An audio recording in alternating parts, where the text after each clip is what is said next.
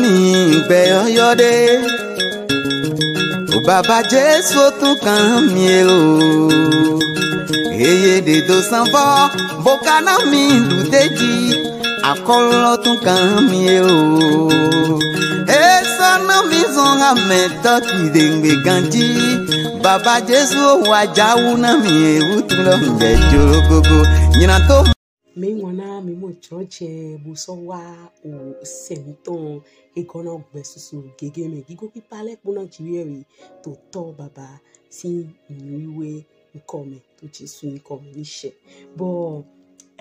egbe lo o seyo me mi bio weta re na hodo mi bo mi na lo ya sun iwa na pipe hun kan mi ton gbon logo gibo ton dali edo ni etewuto mido tin to ayigbaloji etewutu we mido tin to ayigbaloji me wana to oho ene lota me mi flin o aho o tan cleunde bona pina mi do ezu Saturday gbedo pore okibo kuno ton o remi ton na lo ila wen dagbe bo fi ende nje na lo skan lo la wen dagbe me de nje oto ono ati ofiwe bo agbe chero po de hodomi wo ozuto wendagbe lola wo tinto oto po no lopo de bo kibo kuno ton wa hemi panta ofilo yo povu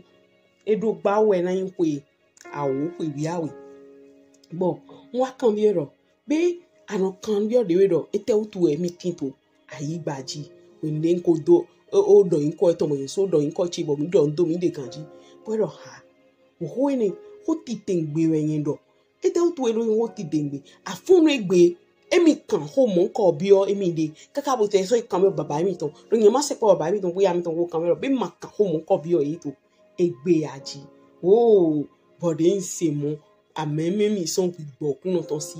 bo de gbigbo kuno ton na mi bon nla won dagbe lo ni nko de do kiawe ni nko sina si aho nukun de yi to aho de yi ayigba agbezan fi lo ton mi na ni si kan hwen na ni ma te so hwen ta igba ji fi we de mi na bi okigo me Jesu Kristi ni due ya mi do aflin visun we a hwen wa ila won dagbe ne fi ete di obi okigo me po ye poga hallelujah bo de le nu bo flin nje o tan clean ne loji pe de gbigbo kuno ton na mi hota loli nwa do no ho si so de we ngbo ho si so de we bo to nu titi chele me alopa vovo eni de nu ento to me fiton le de yo de le do o philosophe o scientifique o religieux si c'est non o yedo inko teme yo de no moro gbeto edando nyome gbeto na toju bo yo ha vovo enene le ye na tade na vovo ene dogbon nu ezonbo nu ezon mi tinto ayigbaji bo nde wa ni nde wa pacha mi to o tade na de na le me ma hogun tanami ni na pon philosophe le de yele doro mo beto to ayigbaji lo edona yin o chokoko no to na no singando de nu ejue o gbere a kabi oku e a buna so du ale ton do dide ededo bo mede ma so ngan plan lione bo akpa devo philosophe devo le ro yo gona ni lo beto do ayigbaji do na yin to dina nto bona do nwe po sinsin po bo mi pon ohogbe awo evovo de philosophe ne le yezida yi bo to aga bo ni mi pon me tito occidental cheme fi le orient yo wo ko chen kona mi le to aho to ogbe si ni no me bo Israel ne le me pon mi na mo lo ha we do lo no le tinto we mama ntoli no mo ayin we to we hiato to to nugbo me bono hia ganji bo so no henda ha me wende nyendo je nu he o philosophe nu tolo le nu dido na tolo le do titan do hemi flin o hogbe he o ni won to o detelo mi edoro le do o ta ton gban afo ton ko ekweropo edo nyinyo olonpo ayigbapo na do dekun do miji to egbe he do nyinkoze ogbepo kupo to na lopo o de ho do lopo do nukonto e ene wutu de ogbe na rie ni do gan rie po okun to epo bo eto yaro mo ilaro e do ni nugbo e do bo ni mi na pon nu epo zinzin po si o apa wewe gender to weta ozi atome do to bunche don menti nui yo faut que mon peut périr faute de connaissance ouais il a poni jomro hein mais il ka no ho je o toma yo ho je o toma enu adodomlo mi ma yisi e ma yingbo bo mi to nu kon yi bo wa eyin o yo scientifique il est de yelero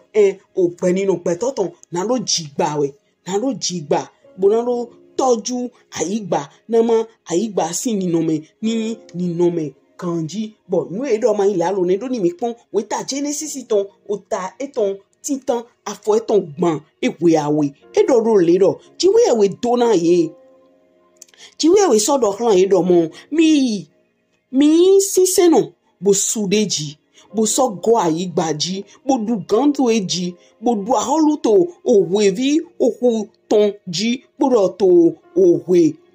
aga tonji bo to onu heto ogbe lepoji he nonli to ayigbaji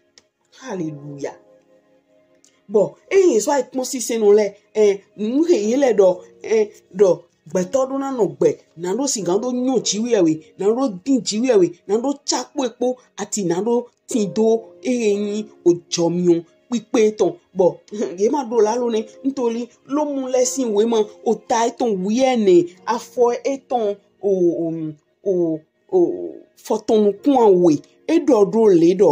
náà àhọlù jíwèyẹwè tán máa yín dúdú pó nùnú pó gba àdàvò tótó jijoho po ayaje po to gbigbo wiwe me hallelujah bo ni mi ko apa vovovo enene le podopo mi na mo to ple polo me e to do ya romlo nu e zombo mi to ayigbaji fi na no bu kanto ayigba loji we bo mi nu ento bo no le ta me pon pe gbeto so bu kanto ayigba eji Petore maso du ganto ayigbaji ne so wen bo nyan do bio ayigbaji petole zun kan limo na kan ntoli kan lina kan de le tin body e mo gbeto e na tremble we vi eji ro mi ndu kan lo mi pon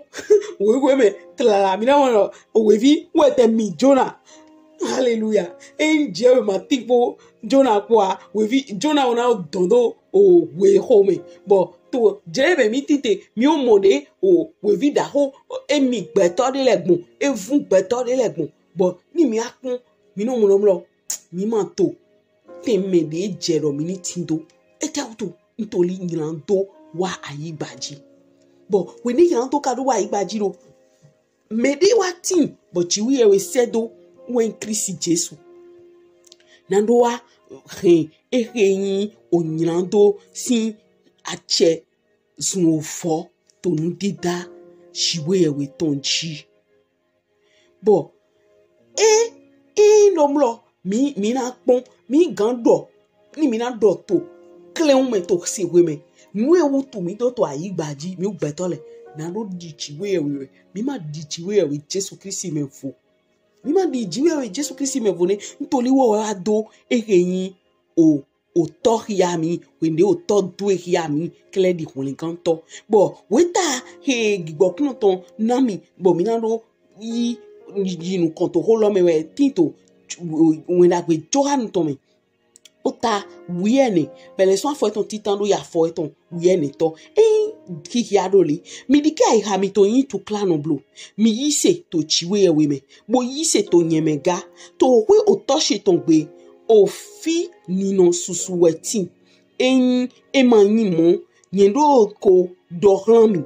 nyenje nando wule awu oten de ton dai nami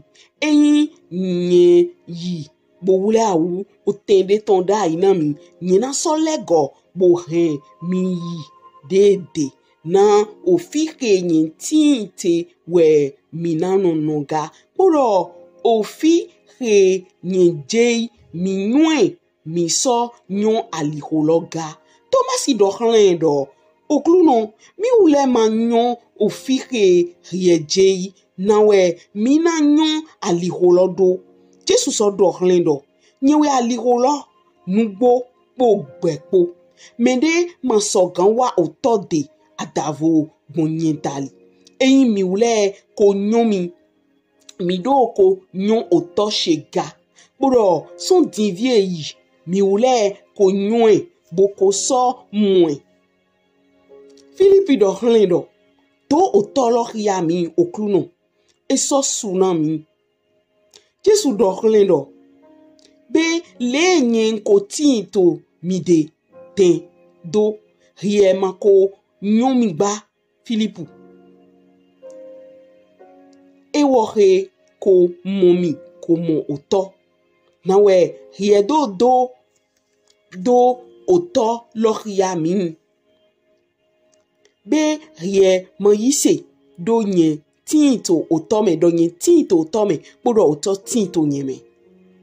ohore nye dohlan mi le nye man do son de gba shiba oto he nyomi oto he shiba oto he no nyeme we wa azon ele mi yise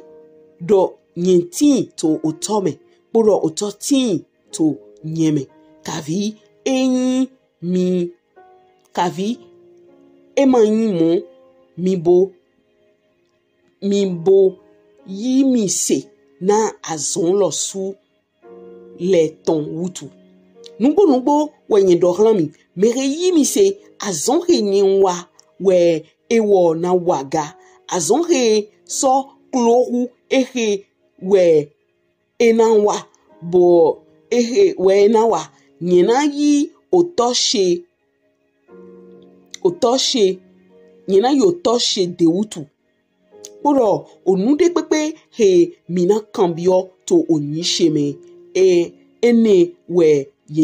yena wa na yeni do pagigo na oto to ofime eyin mikan nude pepe bi oto oyin sheme nye na basi eyin mikan nude pepe bi oto oyin sheme nye na basi bo weta edo hiaro mro tade na mi ton to ayigbaji ni mi yi se no ni ma yin Kristi Jesu wa mi wa bale poto bo ni yin Kristi Jesu nu he basi le mi ule lo sulu na basi ma igbon dro mi ton dali ma igbon walo mi ton dali wenu mi tinto nu ko ton to de mi ton le mi na do shiwewe kokona mi bo to de we hia mi bo ali oteji we ajuro ma gbon na we ajuro ma basi gbon bo yin do ma mi do domo bo do nu gbopo bo mi ma jo mi de le do bo to kla igba e ton le sa abi ereyin ma tindo ni ndebo achomi mi na mo lo mina disonle ti Kristi mina basi di Kristi mina do di Kristi Jesu bo kigo eton ena swa o hiato pipe mi kun yi aho yi se no namu so khade mi ni to aigba jifi bo no podo aigba po mo hwan so o jrede me ntoli ni mi kun apostle le wenu ye Jesu Kristi reji we do mo o menele ye hwan olon podo aigba po be yi se no de mi ni yepo mi do hwan olon po aigba po udie Kristi Jesu do emi na yo tode mi na we awutende me ton da ina mi Di nourre mi basile, mi oule lo suna basi ni mi tito eme. Bon, ni mi pon beto vovo awe, tito ereyin o homi man lome. Yeti fogibon na ereyin o man yise. Bodo yise lo,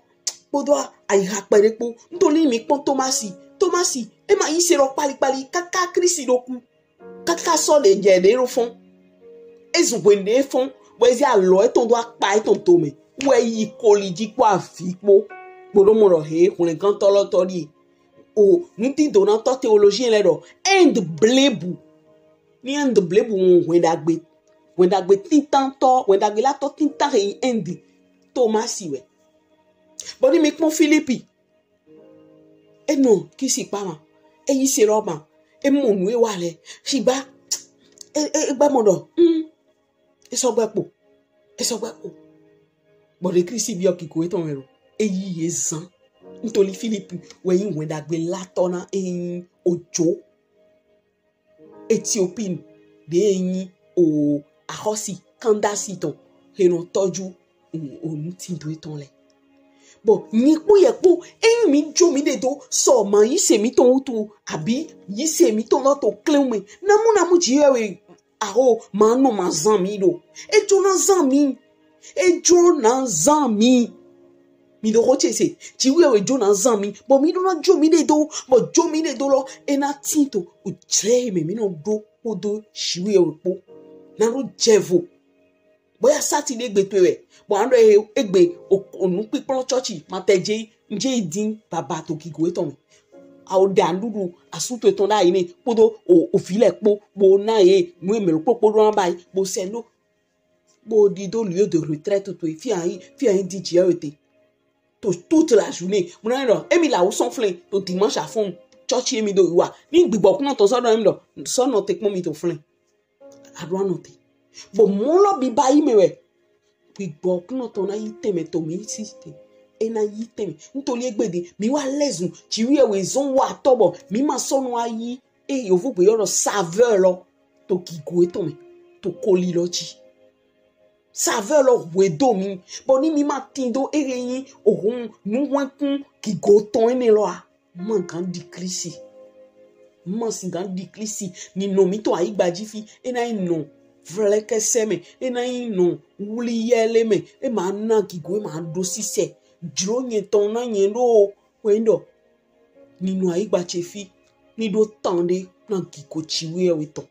ode do ni mima, chero suton, to chesu si ikome. Bo, mi no do, o, henda ihame ho, de, wibokno ton nami, e tinto weta lukpolo me, Johan, wenage Johan ton lo ota, o buyene afoeton konukundo po eyiki adole e wo ketindo o senchele bo so nyiye e wo lo we mere nyiwanami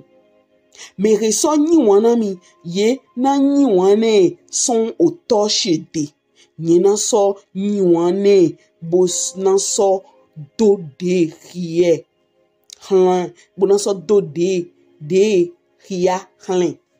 Hallelujah, ma goria e wo retindo o senchele bo so nyiye e wo lo we mere nyiwanami mere so nyiwanami ye na nyiwane son otoshede ye na so nyiwane bo na so dode here hlen. Hallelujah. Mi no te fina do singa hore. Papa to Jesu si income. Mi mo romlo ado drug go to any se. Bo nugbo mi o ti to chile rome. Ntoli mi o wa fifonu lo. Bo mo toto ho to emele do fifonu lo gigode yi se ro beto aigbaji gigolo e na no fo. Papa, mima ka omo gigo mon kone, mima omo domlo, adesun de tite, nyon de le tite, bo yeti, boto de hoto fide, bo asunchi ucha uto jijo, asonto ebe ana ile, yeto azon bomu, taduno eziwale, yeto tundo temo, mando lo soto, mi wode, to ni Jesu tome, na mi kikon, heminando jevunawi, na mi droje, heminando jevunawi, o se yo me mi bio, nepepe na kwantami, na mi mini freedom lo adomlo me reni wana mi lo me reni semi ton ni me lo ka ni semi ton emina wa emina oto na yi wana so to de bo yero so ni wana na dewe bo na ma nu emina ho plale nu emina so nkun to selomele wan ina si do ya wan ina to si do ya ni ya wo so ya to Jesus sin come nu de pepe na ja klo mi o na ja de mi do fo boya mede anse ba lo mi ton yi bo mi do la wen da gbe na boya mi do yin boya mi mo afofun kan na mi do na ta fo na mi do na ba la wu na boya lenu boya ma edokuto mi do na pe ko ni bo na la wen da gbe lo ni mi ba si dide jero to Jesus sin come na mi si gan diwe to aigbaroji adike mi no aigbaro tata na yin ni we na was one phone bo na go we jai na do asuton na asuna do asiton asina do asukwa si bona do file ton o vi kwa su le bona do kwento le ton adike yin ne kerebru dike na ma ogbe ni no mi ton ni de o won di digi kode ton han we to Jesus sin come na mi agbon lo podo ehin ayika we wa ton po na do sigano do mo na we to jile ehin o tata mi ton le me na do sinon biwe mo na mi sigando go ye ton mi ngano gigo na jiwe we ton kere bo fi de pe de mi na je o won to ina no di po mi po na gigo te akan shosho se bo do a che ji baba to Jesus sin mi come me ho de lote mi share mi won mi se cheju mi ton ko logo mi chale ma gbe ho me to mdo mi ndo do se bo so ndo do mo fun kan to Christ Jesus ton mo de no se mi ton o se lo yin se dudeji ton mi dudeji to se lo mi du to asonji mi du to kuji mi du to accidentji mi du to nyilanjoji mi du to o me gbeleji mi du to won ve me abi nu ve un le patapoji bon alogo gbigbowe ton kele ton dali to Jesus Christ sin come mi donanu o se lo yin se jijo ton na mepo to Jesus sin come e dabo e so iwe de fun mi no kanji Kiko pulo ko iwe tonto sanvola mi.